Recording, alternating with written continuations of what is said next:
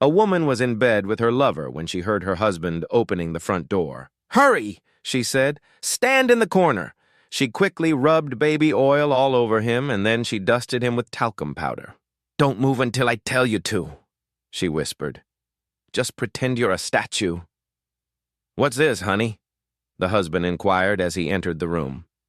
"Oh, it's just a statue," she replied nonchalantly. "The Smiths bought one for their bedroom. I liked it so much, I got one for us too." No more was said about the statue, not even later that night when they went to sleep. Around 2 in the morning, the husband got out of bed, went to the kitchen, and returned a while later with a sandwich and a glass of milk. "Here," he said to the statue, "eat something. I stood like an idiot at the Smiths for 3 days, and nobody offered me so much as a glass of water." This guy was having a drink in a bar. It didn't escape his notice that the bartender was a very sexy lady. She came over to chat for a bit, and he said, "I bet I can keep an eye on this drink while I go to the bathroom," as he lay a $10 bill on the bar. She knew the bathroom was around the corner and accepted his bet. He removed his glass eye and took off to the John. "Very funny," she said when he returned. He smiled and said, "Okay, look, let's try another one." Again, a $10 bill goes down on the table. "I'll bet you I can bite my own ear." She matches the $10 and watches unbelievingly as the guy removes his false teeth and clamps them down on his ear. He grins and says, "All right, one more bet, a chance to win your money back. I bet I can make love to you so tenderly that you won't feel a thing."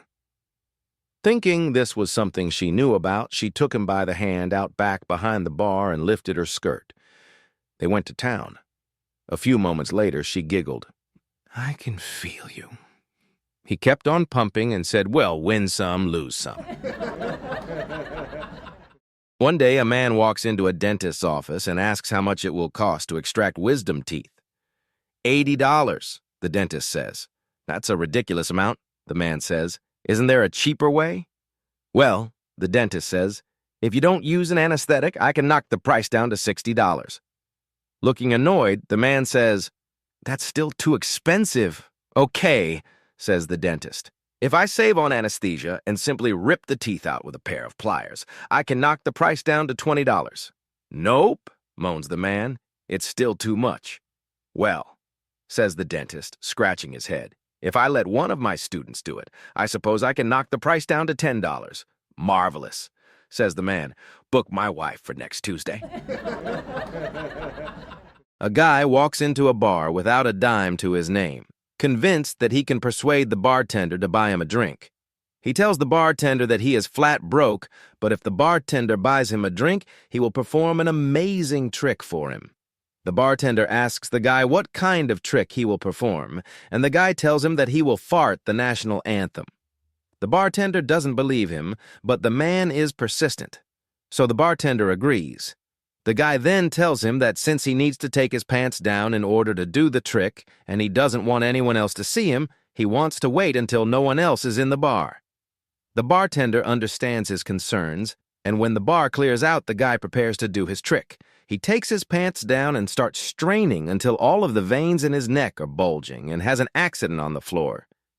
The bartender comes out from behind the bar as mad as a hornet, grabs the guy by his shirt, and starts to toss him out of his bar. The guy is holding up his pants with his hands, pleading for sympathy and another chance from the bartender, and cries out, "Hey, even Frank Sinatra had to clear his throat." Two high school sweethearts who went out together for 4 years in high school were both virgins. They enjoyed losing their virginity with each other in 10th grade. When they graduated, they both wanted to go to the same college, but the girl was accepted to a college on the East Coast, and the guy went to the West Coast. They agreed to be faithful to each other and spend time they could together. As time went on, the guy would call the girl and she would never be home, and when he wrote, she would take weeks to return the letters. Even when he emailed her, she took days to return his messages. Finally, she confessed to him she wanted to date around. He didn't take this very well and increased his calls, letters, and emails trying to win back her love. Because she became annoyed and now had a new boyfriend, she wanted to get him off her back. So what she did is this. She took a Polaroid picture of her having sex with her new boyfriend and sent it to her old boyfriend with a note reading, "I found a new boyfriend. Leave me alone." Well, needless to say, this guy was heartbroken, but even more so was pissed. So what he did next was awesome. He wrote on the back of the photo the following: "Dear Mom and Dad, having a great time at college. Please send more money," and mailed the picture to her parents. A gentleman is sitting on a deserted beach watching the sunset when he notices something half buried in the sand. He pulls it out and sees that it is a heavy, jewel-encrusted bottle. As he brushes off the sand, the bottle begins to shake and emit various colored clouds of smoke. Then, poof, a genie appears out of the bottle. The genie lavishes praise on the man, regales him with his story, and finally gets around to the "you have 3 wishes" part of the tale. So the guy thinks about it for a while and says, "I have always wanted to go to Hawaii, but I'm afraid to fly and afraid to go on a boat. So for my first wish, I want a highway from here to Hawaii." The genie at first is amazed at the character of the man and asks instead if he would not want all the money, fame, glory, vast amounts of property, yada yada. Nope, which one is for the highway? The genie tells him that doing something like that borders almost on the impossible. The time, resources, and energy required to fulfill such a wish would most likely leave the genie drained for thousands of years. Is there something else? Anything, even wishing for more wishes, that he might want? The man again pauses and thinks for a while, then says, "Well, I have always wanted to understand women." The genie replies, "So this highway, did you want 2 lanes or 4? A man is sitting on a train across from a busty blonde wearing a tiny miniskirt. Despite his efforts, he is unable to stop staring at the tops of the female's thighs. To his delight, he realizes she has gone without underwear. The blonde realizes he is staring and inquires, "Are you looking at my p-?" "Yes, I'm sorry," replies the man, and promises to avert his eyes. "It's quite all right," replies the woman. "It's very talented. Watch this, I'll make it blow a kiss to you." Sure enough, the blows him a kiss. The man, who is getting really interested, inquires what else the wonder can do. "I can also make it wink," says the woman. The man stares in amazement as the winks at him. "Come and sit next to me," suggests the woman, patting the seat. The man moves over and is asked, "Would you like to stick a couple of fingers in?" Stunned, the man replies, "Me. Can it whistle as well?" This man's wife was always complaining about the lack of a mirror in her bedroom. She wanted one for the back of her door so that she could use it for dressing. He decided that he would surprise her with one for her birthday, and he wanted to find the perfect complement for the rest of the furniture in their bedroom. He searched and searched, but with no success. He just happened by an antique store and saw the perfect gift. It was an ornate antique mirror that was perfect for their room. He asked the salesperson how much it was. $500 was her reply. He gasped and asked why it was so expensive. She replied that it was a magic mirror that had been rescued from an old mansion in town. She explained that if you made up a rhyme in front of it, that your wish would come true. Thinking that this was an embellishment in order to inflate the price, the man wanted to contradict the salesperson and make her an offer. She would have none of it and stood by her story, insisting that it was indeed true. He knew how happy his wife would be, and knowing that he would be rewarded handsomely when she saw it, he bought it. When he took the mirror home and hung it for his wife, she was ecstatic. "But why was it so expensive?" she asked. He told her that if she made up a rhyme in front of it, it would come true. "Try it," he said. "What do you have to lose?" She said, "Mirror, mirror on the door, make my tits 44. Immediately, her tits grew to 44. The man was dumbfounded and pushed his wife out of the way. He said, "Mirror, mirror on the door, make my the floor." His legs fell off. 3 guys were talking in the local bar. The manager was so sure that its bouncer was the strongest man around that it offered a standing $1,000 bet that no one could beat him. The challenge was that the landlord would squeeze a lemon until all the juice ran out into a beer glass, then hand the lemon to the customer. Anyone who could squeeze even one more drop out of the lemon would win the money. Over the years, many people had tried this, truck drivers, weightlifters, karate masters, and all had failed. Then one day, this geeky little fellow with heavy black-rimmed glasses came into the bar and asked if he could try the challenge. After the laughter had subsided, the landlord said that it was only fair that the man be given a chance at the bet. So he picked up a lemon and started squeezing. Once he was done, he handed the remains to the little man, who promptly squeezed out 4 more drops of juice onto the bar. Everyone looked on in amazement as the landlord handed over the prize and asked, "What do you do for a living that has given you such strength? Are you a lumberjack, a weightlifter, or what?" "No," the man replied. "I work for the IRS." A Chinese man arranges for a hooker to come to his room for the evening. Once in the room, they undress, climb into bed, and go at it. When finished, the Chinese man jumps up, runs over to the window, takes a deep breath, dives under the bed, climbs out the other side, jumps back into bed with the hooker, and commences to repeat the performance. The hooker is impressed with the gusto of the second encounter. When finished, the Chinese man jumps up, runs over to the window, takes a deep breath, dives under the bed, climbs out the other side, jumps back into bed with the hooker, and starts again. The hooker is amazed as this sequence is repeated 4 times. During the 5th encore, she decides to try it herself. So when they are done, she jumps up, goes to the window and takes a deep breath of fresh air, dives under the bed, and finds 4 Chinese men. A wife woke up from her night's sleep and began recounting her dream to her husband. "I dreamt they were auctioning off dicks in this," she began. "The big ones went for a tenner, and the thick ones went for 20. "How about the ones like mine?" asked her husband. "Those they gave away," she replied, tongue-in-cheek. "I had a dream, too," started the husband. "I dreamt they were auctioning off. The pretty ones went for a 1,000, and the little tight ones went for double that." "And how much for the ones like mine?" inquired the wife to her husband. "That's where they held the auction," he replied. A man tells his wife that he's going out to buy cigarettes. When he gets to the store, he finds out it's closed, so the guy ends up going to the bar to use the vending machine. While there, he has a few beers and begins talking to this beautiful girl. He has a few more beers, and the next thing he knows, he's in this girl's apartment and having quite a pleasurable time. The next thing he knew, it was 3 a.m. "Oh my God, my wife is going to kill me," he exclaimed. "Quick, give me some talcum powder." She gets him some, and he rubs it all over his hands. When he got home, his wife was up waiting for him, and she was furious.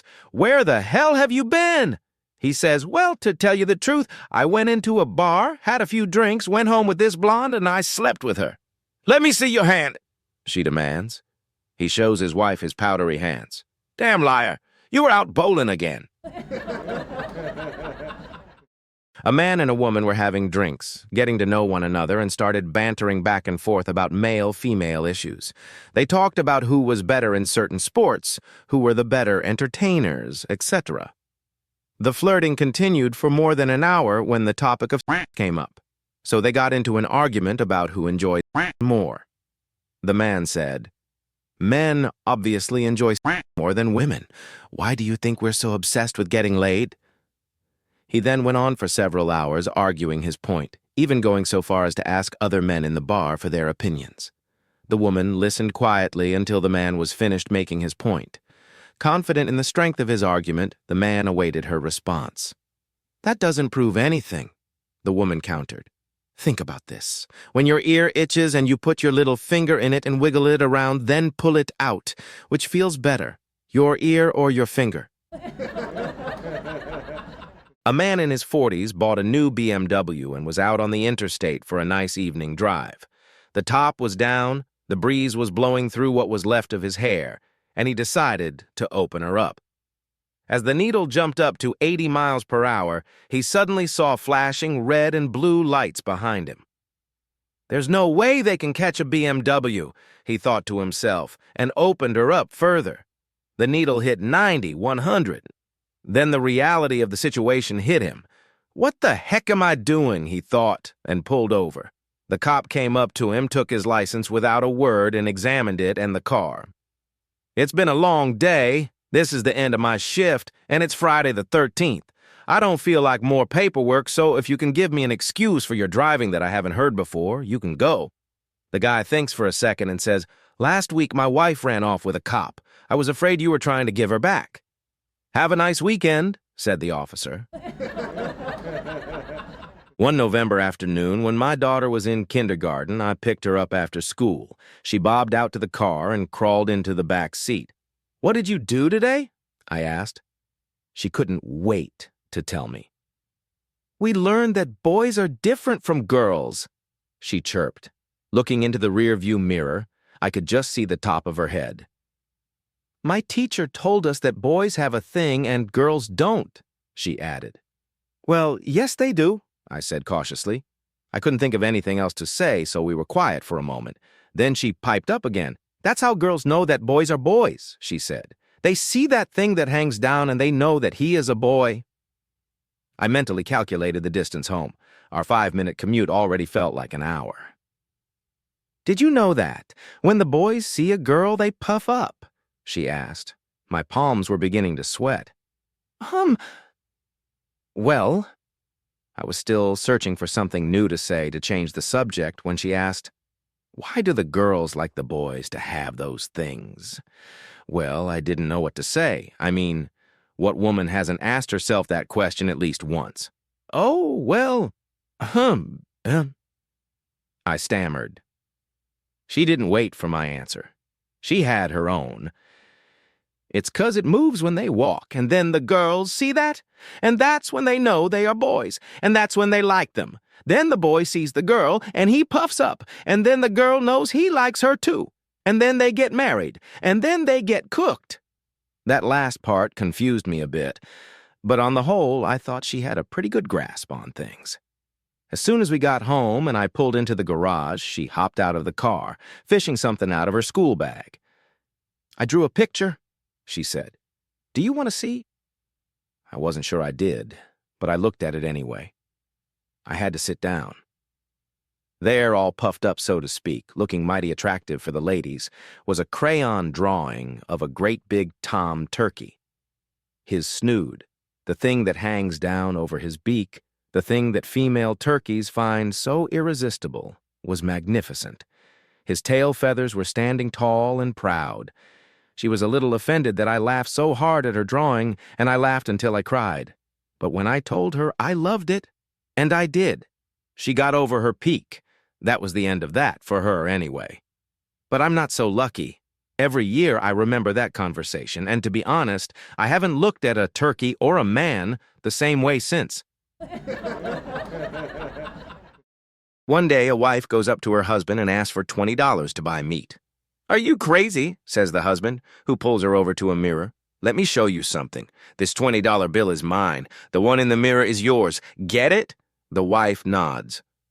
The next day, the husband returns home to find a freezer full of meat. Angry, he asks his wife about it. She pulls him over to the mirror and lifts up her skirt. "See the one in the mirror? That's yours. This one is the butcher's." This old couple is driving down the highway when they get stopped for speeding. The man pulls over and the cop walks up to the window and motions for him to roll down his window. The cop says, "I need to see your driver's license and registration," to the old man. The old man nods his head and reaches for his wallet. His wife, who can't hear very well and talks at a very loud level, says to her husband, "What did he say?" The old man cups his hands and says in a very loud voice, "He said he needs to see my driver's license and registration." "Okay," she says. The cop then says to the old man, "What's the hurry? I clocked you going 78 in a 55 zone." The old lady chimes in again. "What did he say?" The old man responds again with cupped hands and in a loud voice, "He said I was going 78 in a 55 zone, and what's the hurry?" The old lady says again, "Okay." The officer notices that the people are from Alabama and remarks to the old man, "I see that you folks are from Alabama," and knowing that the old lady can't hear him adds, "I had the worst piece of that I ever had in Alabama." The old lady chimes in again and asks, "What did he say?" The old man cups his hand and turns to his wife and says, "He says he knows you." A small town man decides to go to the city. He's a self-sufficient guy, so this is a rare occurrence. However, finding himself low on essentials, he decides there's nothing for it and heads in. Being something of a special occasion, he takes his youngest child with him, thinking it was the perfect chance to show off his knowledge of the world outside to an eager audience. On the trip in, they chatter away until they arrive at their first stop, the bakery. Pulling up, the little one excitedly asks where they are. "Why, this is John the baker, youngest. You see, when Dad doesn't make any bread, John makes it for him." The little one stares at him wide-eyed and asks, "Is it as good as yours?" With a small grin, he replies, "No, mine is better." And off he went to get the bread. Arriving at their next stop, the little one again queries where they are. "Why, this is Ted's liquor store, youngest. You see, when Dad doesn't make any beer, Ted makes it for him."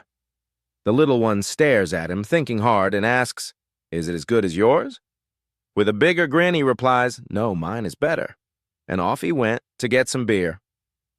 At their final stop, the butcher's shop, the little one thinks the world makes a lot more sense now.